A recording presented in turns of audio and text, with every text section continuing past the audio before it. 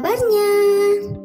Senang sekali bisa bertemu dengan teman-teman hari ini. Perkenalkan, namaku Kirana.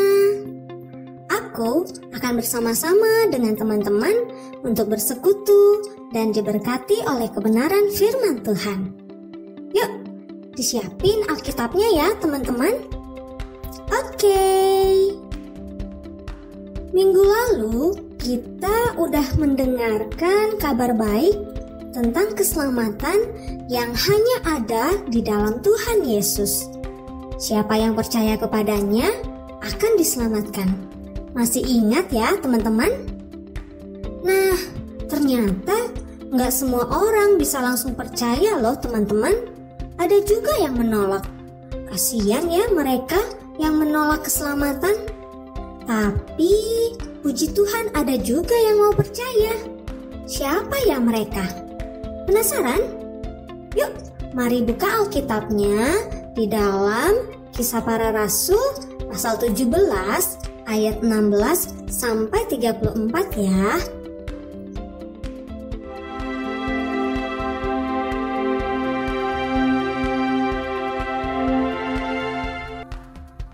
Sudah dibuka ya Alkitabnya teman-teman? Sekarang yuk kita saksikan ceritanya. Selamat menyaksikan.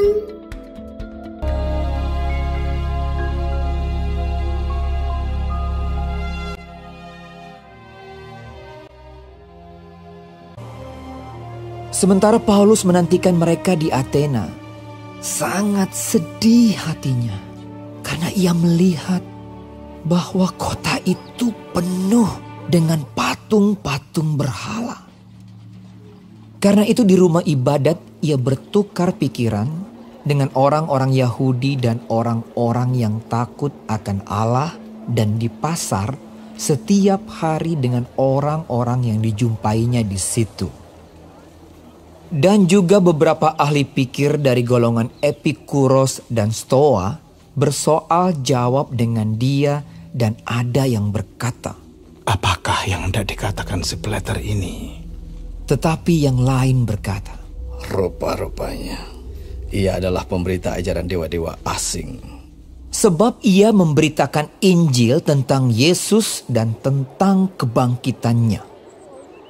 Lalu mereka membawanya menghadap sidang Areopagus dan mengatakan, "Bolehkah kami tahu ajaran baru mana yang kau ajarkan ini? Sebab engkau memperdengarkan kepada kami perkara-perkara yang aneh. Karena itu kami ingin tahu apakah artinya semua itu." Paulus pergi berdiri di atas Areopagus dan berkata, "Hai orang-orang Athena, aku lihat bahwa dalam segala hal kamu sangat beribadah kepada dewa-dewa. Sebab ketika aku berjalan-jalan di kotamu dan melihat barang-barang pujaanmu, aku menjumpai juga sebuah mezbah dengan tulisan, 'Kepada Allah yang tidak dikenal.'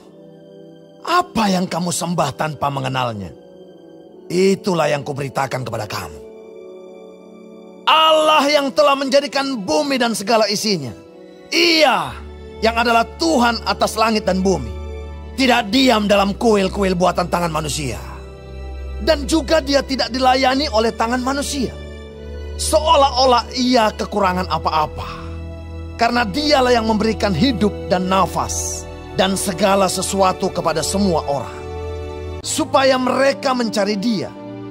Sebab di dalam dia kita hidup, kita bergerak, kita ada.